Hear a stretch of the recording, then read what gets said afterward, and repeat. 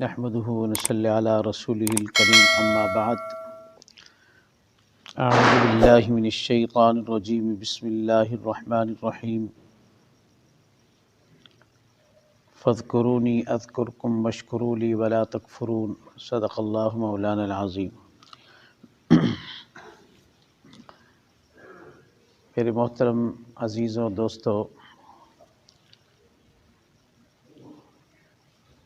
ذکر اللہ کی نعمت عظیم نعمت ہے، اس میں کوئی شک نہیں۔ نماز بھی اللہ کا ذکر ہے، قرآن کریم کی تلاوت، استغفار، یہ سب اذکار ہیں۔ لیکن جیسے دنیاوی اعتبار سے انسان زیادہ سے زیادہ کمانے کی کوشش کرتا ہے، صبح سے شام تک کماتا ہے، شام سے پھر اوور ٹائم لگاتا ہے، ایک بزنس کر رہا ہوتا ہے تو سائیڈ بزنس کرتا ہے تاکہ موجودہ جو مہنگائی کے حالات ہیں ان کا مقابلہ کر سکے۔ کچھ انسان کے اندر طمع بھی ہوتا ہے، لالچ بھی ہوتا ہے۔ تو جیسے دنیاوی اعتبار سے انسان حریص ہے، لالچی ہے، اچھی بات نہیں ہے لالچی ہونا، حریص ہونا چاہیے تھا نیکیوں پر، حسنات پر، اللہ کی یاد اور عبادت پر، اور ہر اس کام پر جو ہمیں مرنے کے بعد کام آنے والی چیز ہے۔ اور عقل مندی کا تقاضا یہی ہے۔ عقل مند وہی ہے، الکیس من دان نفسہ وعمل لما بعد الموت۔ عقل مند وہ ہوتا ہے کہ جو مرنے کے بعد والی زندگی کی تیاری کرے۔ مرنے کے بعد جو زندگی ہے، جو ابھی تک کسی بشر نے نہیں دیکھی، لیکن ایمان والوں کا ایمان ضرور ہے کہ مرنے کے بعد ایک وقت پر اللہ اٹھائیں گے اور ایک نئی زندگی شروع ہوگی۔ اس زندگی کے لیے کوشش، عمل اور کچھ کمائی، یہ عقل مندی کا تقاضا ہے۔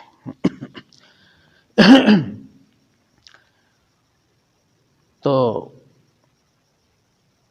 اس لیے ضرورت ہے کہ ہمیں کچھ اضافی وقت اللہ والوں سے رابطہ کر کے اضافی وقت ہم اللہ کی یاد میں کچھ گزاریں، اللہ کے ذکر پر گزاریں، تاکہ ہماری جو موجودہ عبادات ہیں ان میں بھی وزن پیدا ہو، ان میں بھی نکھار اور خوبصورتی آئے، اور مزید نیکیاں ہماری بڑھیں اور حسنات میں اضافہ ہو۔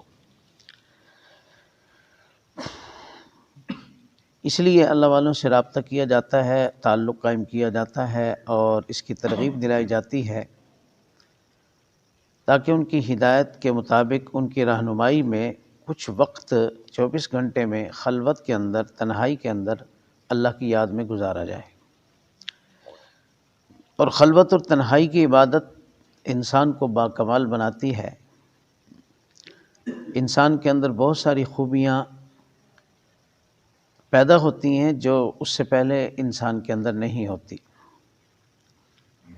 تو اس لیے خلوت میں الگ بیٹھ کر، لوگوں سے ہٹ کٹ کر ذکر میں بیٹھنے کا کہا جاتا ہے، تاکہ ہمیں کچھ نہ کچھ اللہ پاک سے ایک تعلق اور نسبت ایک پیدا ہو، اور یہی نسبت اور تعلق ہمیں کام آنے والی چیز ہے، ہمارے کام آئے گی۔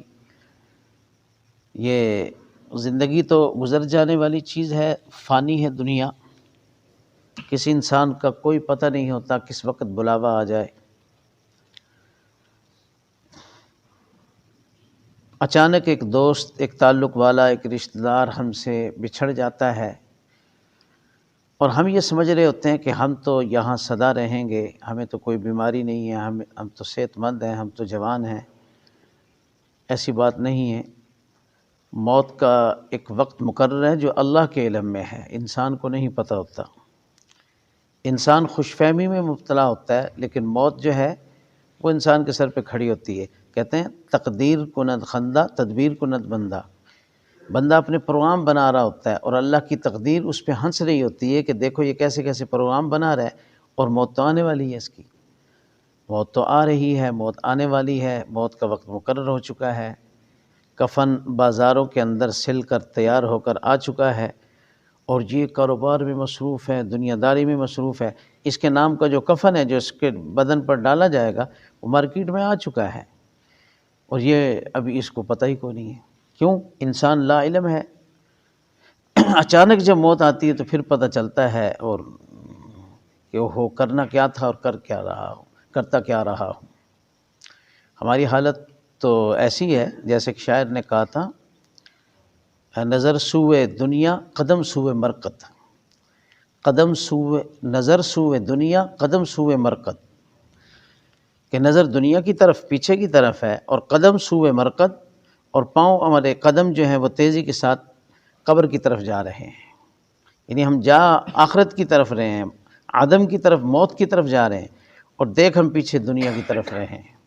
کدھر دیکھتے ہو کدھر جا رہے ہو، یعنی دیکھ کدھر رہے ہو اور جا کدھر رہے ہو۔ سمجھدار آدمی وہی ہوتا ہے جدھر جا رہا ہوتا ہے ادھر ہی دیکھ رہا ہو، اور اگر جا آگے کی طرف رہا ہو، دیکھ پیچھے کی طرف رہا ہو، تو لوگ کہیں گے یہ اس کے دماغ میں کوئی خرابی ہے۔ ہماری حالت کچھ اس طرح کی ہے کہ ہم آخرت کی طرف رہے ہیں، عدم کی طرف جا رہے ہیں، اور ختم ہونے کی طرف، فنا کی طرف جا رہے ہیں۔ ایک ایک دن ہمارا گزر رہا ہے۔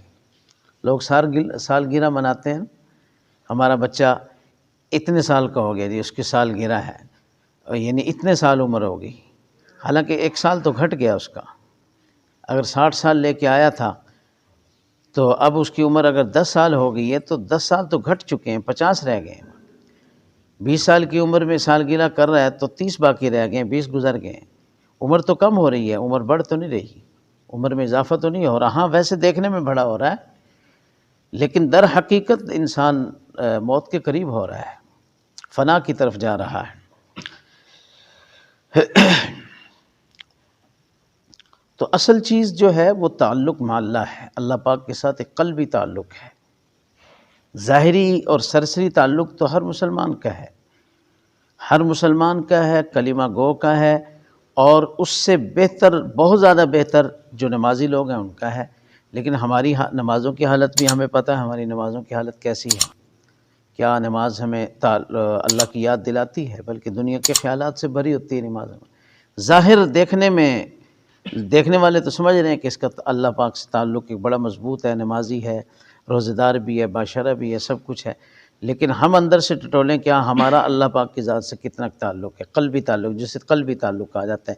ایک ہے دکھنے میں تعلق جو لوگوں کو نظر آ رہا ہے، ایک ہے حقیقت کہ دل کے ساتھ اللہ پاک کا کتنا رابطہ ہے۔ اس کے لیے خارجی محنت کی ضرورت ہے، اللہ کرنے کی ضرورت ہے، کسی شیخ سے رابطہ کر کے ذکر پر محنت کی ضرورت ہے، اپنے قلب پر محنت کی ضرورت ہے، تاکہ دل کی لو اللہ پاک سے لگ جائے۔ جب دل کی لو لگتی ہے، واقعتاً بندے کو پتہ چلتا ہے کہ میرے دل کا تعلق اللہ سے جڑ رہا ہے، اور پھر انسان کو ایک حقیقی زندگی ملتی ہے، اور مزیدار زندگی اور لطف زندگی حاصل ہوتی ہے۔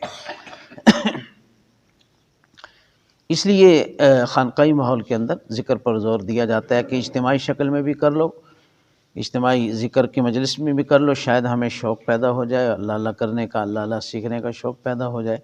اس لیے مجالس کے اندر یہ ذکر کرا دیا جاتا ہے، وگرنہ اصل ذکر جو ہوتا ہے نا تنہائی اور خلوت میں ہوتا ہے، اور الگ ٹائم دینا ہوتا ہے، الگ بیٹھ کر اپنے رب کو یاد کرنا ہوتا ہے، اور اسی میں انسان کو کمالات حاصل ہوتے ہیں جو کہ مجلس اور جلوت میں نہیں ہوتے، جلوت میں نہیں ہوتے، مجلس میں بیٹھ کر نہیں ہوتے، بلکہ خلوت میں بیٹھ کر اور لوگوں سے ہٹ کر بیٹھ کر جب ذکر کرتا ہے انسان، اس میں حاصل ہوتے ہیں۔ مجالس ذکر کے اپنے فوائد ہیں، اس کی اپنی برکات ہیں، اس سے کوئی انکار نہیں،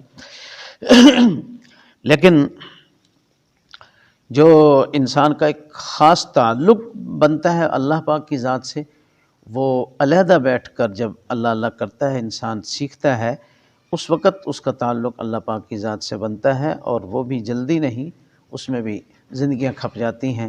اللہ پاک مجھے اور آپ کو عمل کی توفیق نصیب